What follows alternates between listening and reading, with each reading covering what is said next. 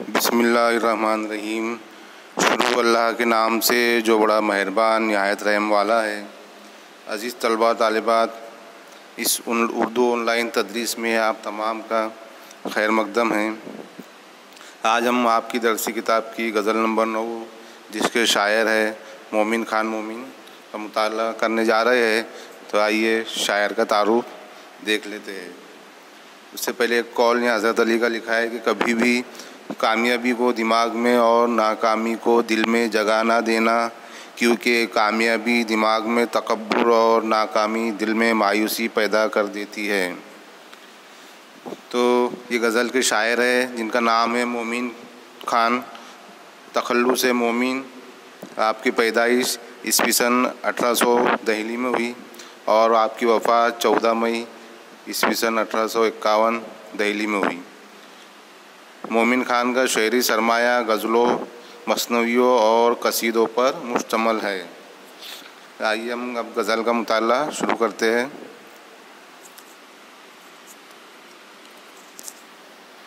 असर उसको ज़रा नहीं होता, रंज राहत फ़ज़ा नहीं होता, बेवफ़ा कहने की शिकायत है, तू भी तो वादा वफ़ा नहीं होता। ज़िक्र अगियार से हुआ मालूम, हर्फ़ नासा बुरा नहीं होता, और किसको ये ज़ौक़ तल्ख़ कामी लैक, जंग बिन कुछ मज़ा नहीं होता। तुम हमारे किसी तरह ना हुए, वरना दुनिया में क्या नहीं होता।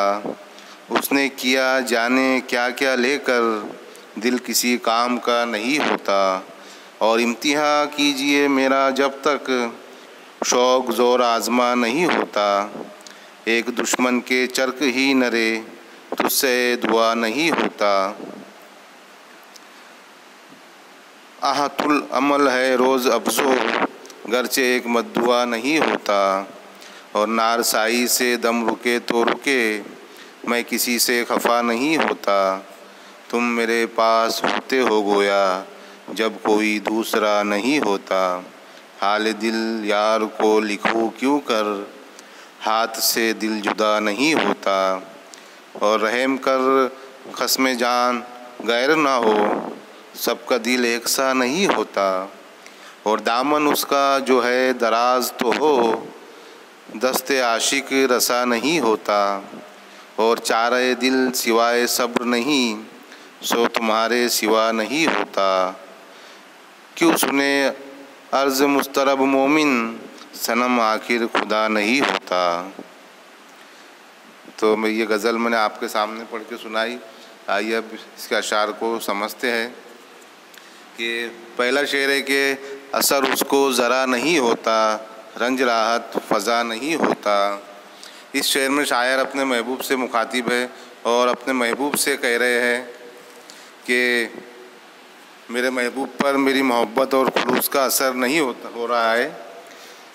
मेरे महबूब पर मेरी मोहब्बत और खुलूस का असर मेरे महबूब पर नहीं होता है, जिसकी वजह से मेरा रंज व गम मुझे आराम नहीं पहुंचा रहा है ना। रंज यानी रंज व गम, राहत फ़ज़ा नहीं हो रहा है यानी मुझे आराम नहीं पहुंचा रहा है, क्योंकि मेरी मोहब्बत का, मेरी बातों का असर मेरे महबूब पर नहीं हो रहा है। और बेवफ़ा कहने की शिकायत है, तू भी तो वादा वफ़ा नहीं होता। शायर अपने महबूब से कह रहे हैं दूसरे शेर में कि मैं तुझे बेवफ़ा कह रहा हूँ तो तू शिकायत कर रहा है, मेरी शिकायत कर रहा है, लेकिन तूने भी तो अपने वादे की वफ़ा नहीं निभाई, तूने भी तो अपना वादा पूरा नहीं किया। और मैं जब तुझे बेवफ़ा कह रहा हूँ तो तुझे मेरे बेवफ़ा कहने की शिकायत है, गिला शिकवा कर रहे हो। ज़िक्र अगियार से हुआ मालूम, हर्फ़ नासा बुरा नहीं होता। अगियार जो है वो गैर की जमा है और नासा के मतलब होता है नसीहत करने वाला, है ना। नासा का मतलब नसीहत करने वाला, टोकने वाला। तो शायर इस शेर में कह रहे हैं कि ज़िक्र यानी गैरों से मुझे मालूम हुआ है कि भाई जो लोग मुझे नसीहत करा करते थे कि मोहब्बत नहीं करो, मोहब्बत में इंसान बर्बाद हो जाता है, उसे कुछ समझ में नहीं आता। तो जो लोग मुझे नसीहत करते थे वो उनकी बात बिल्कुल सही थी, क्योंकि मैंने उनकी बात नहीं मानी और मोहब्बत की, और जिससे मुझे रंज व गम हो रहा है। तो जो लोग नसीहत करते वो बुरे नहीं थे, जो कि गैर से मुझे मालूम हुआ, जो गैरों ने मुझे नसीहत की थी और मुझे टोका था कि भाई मोहब्बत नहीं करना चाहिए। तो आज मुझे एहसास हुआ कि भाई वो लोग सही थे, है ना। किसको ये ज़ौक़ तल्ख़ कामी ले, जंग बिन कुछ मज़ा नहीं होता, है ना। ज़ौक़ का मतलब होता है शौक़, और तल्ख़ कामी का मतलब नोक झोंक, अनबन, बहस मुबाहिसा जो होता है, थोड़ा बहुत जो लड़ाई झगड़ा हम जिसे कहते हैं। तो शायर कह रहे हैं कि जब तक मैं अपने महबूब से थोड़ी बहुत नोक झोंक नहीं कर लूँ, थोड़ी बहुत बहस मुबाहिसा नहीं कर लूँ, तो मुझे कुछ मज़ा नहीं आता। यानी उसको जंग से तस्बीह दी है, जंग बिन कुछ मज़ा नहीं होता। यानी महबूब से जो नोक झोंक होती है उसको शायर ने जंग कहा है, और ऐसी जंग अगर नहीं होती है मेरे महबूब के साथ, तो मुझे कुछ भी मज़ा नहीं आता। तुम हमारे किसी तरह ना हुए, वरना दुनिया में क्या नहीं होता। शायर कह रहे हैं अपने महबूब से कि दुनिया में हर चीज़ मुमकिन है, दुनिया में सब कुछ होता है, लेकिन जो चीज़ नहीं हुई तो वो ये हुई कि तुम हमारे नहीं, किसी तरह तुम हमारे नहीं हुए। यानी अपने महबूब को कह रहे हो कि तुम हमारे किसी तरह ना हुए, वरना दुनिया में हर चीज़ मुमकिन है, हर चीज़ दुनिया में होती है, सिर्फ जो चीज़ नहीं हुई तो वो ये हुई कि तुम हमारे ना हो सके। उसने किया जाने क्या क्या लेकर, दिल किसी काम का नहीं होता। शायर कह रहे हैं कि मेरे महबूब ने मेरे दिल के साथ ऐसा खिलवाड़ किया है कि मैं क्या बताऊँ कि उसने मेरे दिल के साथ क्या क्या किया, क्योंकि अब ये मेरा दिल किसी काम का नहीं रहा। तो मेरे महबूब ने मेरे दिल को बहुत दुखाया है, और जिसकी वजह से अब मेरा दिल किसी काम का ना रहा। इम्तिहा कीजिए मेरा जब तक, शौक़ ज़ोर आज़मा नहीं होता। मुसन्निफ़ अपने महबूब से कह रहे हैं कि तुम मेरा इम्तिहान कीजिए, मेरा इम्तिहान लीजिए जब तक शौक़ ज़ोर आज़मा नहीं होता। यहाँ ज़ोर आज़मा एक मुहावरा है, ये मुहावरे को शायर ने शेर में इस्तेमाल किया है, जिसके मायने होते हैं कि ताकत का इम्तिहान करना, है ना, ताकत आज़माना। ज़ोर आज़मा यानी ताकत आज़माने वाला, ताकत का इम्तिहान करने वाला। तो शायर अपने महबूब से कह रहे हैं कि तुम्हें जितनी ताकत है उतनी ताकत से मेरा इम्तिहान लीजिए, और मैं तुम्हारे हर इम्तिहान में मैं मुकम्मल होके बताऊँगा, कामयाब होके बताऊँगा। एक दुश्मन के चरक ही नरे, तुझसे दुआ नहीं होता। शायर यहाँ कह रहे हैं कि चरक के मायने होते हैं आसमान के।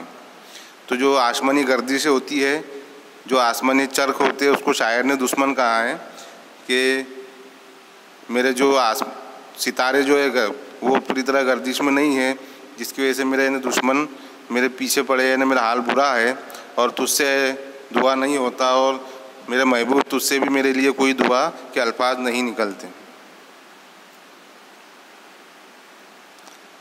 आहतुल अमल है रोज़ अफजो, गरचे एक मद्दुआ नहीं होता।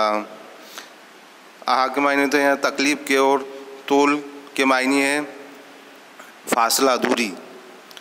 तो जो तकलीफ़ का जो, और अमल के मायने खटास, जो फासले की जो खटास है, जो आहा की तकलीफ़ की जो खटास है, और उसकी जो दूरी है वो सामने नहीं आ रही है। गरचे एक मद्दुआ नहीं होता, मद्दुआ यानी कि इरादा करना, और मुझसे भी कोई इरादा नहीं हो पा रहा है। नारसाई से दम रुके तो रुके, मैं किसी से खफा नहीं होता। नारसाई का मतलब होता है मंजिल तक ना पहुंच सकना, यानी जो मंजिल पे हम पहुंच रहे हैं हम वहाँ तक नहीं पहुंच सके। तो शायर अब कह रहे हैं कि मेरी जो मंजिल थी मेरे महबूब के हासिल करने की, तो मैं वहाँ तक नहीं पहुँच सका, और बीच में मेरा दम रुक गया। लेकिन उसकी भी मुझे किसी से शिकायत नहीं है, मैं खफा नहीं हो रहा है। मैं मंजिल तक नहीं पहुंच सका तो उसमें मेरी कुछ कोताही है, और जिसकी वजह से मैं उसके लिए खफा नहीं हूँ। और तुम मेरे पास होते हो गोया, जब कोई दूसरा नहीं होता। ये गज़ल का सबसे खूबसूरत शेर है कि तुम मेरे पास होते हो गोया, जब कोई दूसरा नहीं होता। ये शेर के मुतालिक मैं आप लोगों को बता दूं कि जब ये शेर मिर्ज़ा गालिब ने सुना तो उन्होंने मोमिन खान मोमिन से कहा कि मेरे आधा दीवान ले लो और मुझे एक शेर आपका दे दो। यानी कि इस बात से ये मालूम होता है कि इस शेर की कितनी अहमियत है कि मिर्ज़ा गालिब ने अपना आधा दीवान जो होता है, जिसमें बहुत सब गज़लें होती है, गज़लों का पूरा मजमूआ किताब होती है, तो वो दीवान बनता है। तो मिर्ज़ा गालिब ने मोमिन खान से कहा था कि भाई तुम ये शेर मुझे दे दो और मेरा आधा दीवान ले लो। यानी इस बात से एक अहमियत मालूम होती है शेर की कि तुम मेरे पास होते हो गोया, जब कोई दूसरा नहीं होता। यानी शायर कह रहे हैं कोई दूसरे का मतलब यानी कोई तीसरा लिया गया है कि मेरा महबूब जब मेरे पास होता है तो कोई दूसरा मेरे पास नहीं होता, सिर्फ मैं अपने महबूब के ख्यालों में डूबा हुआ रहता हूँ और मैं दुनिया से बिल्कुल बेफिक्र हो जाता हूँ और अपने महबूब के सिवा मुझे कुछ समझता नहीं, कुछ दिखाई नहीं देता और अपने महबूब के ख्याल मेरे दिल में और दिमाग में रहते हैं। अगर इस शेर को हम इश्क़ हकीकी की तरफ ले जाए तो उसका मतलब ये होता है कि जब अल्लाह ताला का ख्याल दिलो दिमाग में आ जाए तो फिर हम दुनिया से बेफिक्र हो जाते हैं और सिर्फ अल्लाह का ज़िक्र ही करते हैं और अल्लाह के ख़यालात ही हमारे दिमाग में रहते हैं, तो हमें दूसरा कोई नज़र नहीं आता सिवाय अल्लाह के। तो ये इश्क़ हकीकी तरफ ले जाए तो उसका ये मतलब भी निकलता है। हाल दिल यार को लिखो क्यों कर, हाथ दिल से जुदा नहीं होता। शायर कह रहे कि मैं अपने महबूब को मेरा दिल का हाल कैसे लिखूं, क्योंकि मेरा दिल पहले ही ज़ख्मी हो चुका है और ज़ख्मी दिल को मैंने अपने हाथ से थामा हुआ है और मेरे हाथ जो है वो मेरे दिल को थामे हुए हैं। तो मैं अपने दिल का हाल मेरे महबूब को किस तरह लिख सकता हूँ जबकि मेरे दोनों हाथ अपने दिल को थामे हुए, अपने ज़ख्मी दिल को थामे हुए हैं। रहम कर खस्म जा गैर ना हो, सबका दिल एक सा नहीं होता। यहाँ खस्म जान के मायने है जान का दुश्मन। खस्म जान यानी दुश्मन जा या जान का दुश्मन। तो शायर कह रहे अपने महबूब से कि मेरी जान के दुश्मन मुझ पर रहम कर। सबका दिल एक सा नहीं होता, सब आशिकों का दिल एक जैसा नहीं होता, कि मेरा दिल कुछ अलग है, मुझ पर रहम खा थोड़ा। दामन उसका जो है दराज तो हो, दस्ते आशिक रसा नहीं होता। शायर यहाँ अपने महबूब के मुतालिक कह रहे कि मेरा महबूब का जो दामन है बहुत दराज है, बहुत वसी है, लेकिन अपने आशिक के लिए ही उसका जो दामन है वो कम हो गया है, वो अपने दामन को दराज नहीं कर पा रहा है मेरे लिए। दस्ते आशिक यानी अपने आशिक के लिए रसा यानी वहाँ तक पहुँच नहीं पा रहा है। मेरे जो महबूब का दामन है वो मुझ तक नहीं पहुँच पा रहा है। वैसे तो वो बहुत मुखलिस है, बहुत दरिया दिल है, लेकिन मेरे ताल्लुक़ से उसका जो दामन है वो बहुत ही कम हो गया है, छोटा हो गया है। चारे दिल सिवाय सब्र नहीं, सो तुम्हारे सिवा नहीं होता। चारे दिल यानी दिल का इलाज करना। तो मेरे दिल का इलाज ये है कि सब्र करो, और मेरे से वही चीज़ नहीं हो पा रही है क्योंकि मुझसे सब्र नहीं हो पा रहा है ना। और ये सब्र तुम्हारे बगैर नामुमकिन है। यानी मेरे दिल का जो इलाज है, मेरे ज़ख्मी दिल का जो इलाज है वो मेरे महबूब के सिवा कोई नहीं कर सकता। और इस गज़ल का आखिरी शेर है कि क्यों सुने गर्ज मस्तरब मोमिन, सनम आखिर खुदा नहीं होता। मस्तरब के मायने है बेचैनी, है ना, बेकरारी। तो शायर कह रहे कि मेरी बेकरारी को मेरा महबूब क्यों समझेगा। मेरा महबूब मेरी बेकरारी को, मेरे बेचैनी को नहीं समझ पा रहा है, क्योंकि सनम आखिर खुदा नहीं होता। सनम के मायने होते हैं जो पत्थर का बूत है ना। पत्थर के एक बूत जो होते हैं उसके आगे हम कितना भी रो लो, कितना भी गिला लो, वो खुदा बनने वाला नहीं है, उसमें जान आने वाली नहीं है, वो खुदा नहीं बन सकता। तो मेरा महबूब भी बस एक पत्थर का सनम है और मैं उसके आगे रो रहा हूँ, उसके आगे गिड़गिड़ा रहा हूँ, बेचैन हूँ, बेकरार हूँ, लेकिन वो मेरी बेकरारी और बेचैनी को समझ नहीं पा रहा है। तो यहाँ पर ये गज़ल का इख्तिताम होता है। बहुत ही खूबसूरत गज़ल है। आप भी ये गज़ल के अशार याद कीजिए और बार बार पढ़िए और उसको पूरी तरह समझिए। ये वीडियो को दोबारा देखिए, रोक कर देखिए और अच्छे से देखिए और समझिए, तो आपके जहन में भी बहुत अच्छी तरह ये गज़ल के अशार समझ में आ जाएंगे। अल्लाह हाफिज़।